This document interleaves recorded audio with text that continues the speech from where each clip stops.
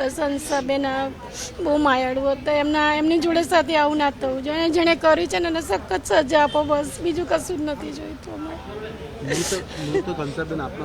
વેવાણ થાય અમારા બેબીના સાસુ છે. એ નોકરી જવા નીકળ્યા હતા.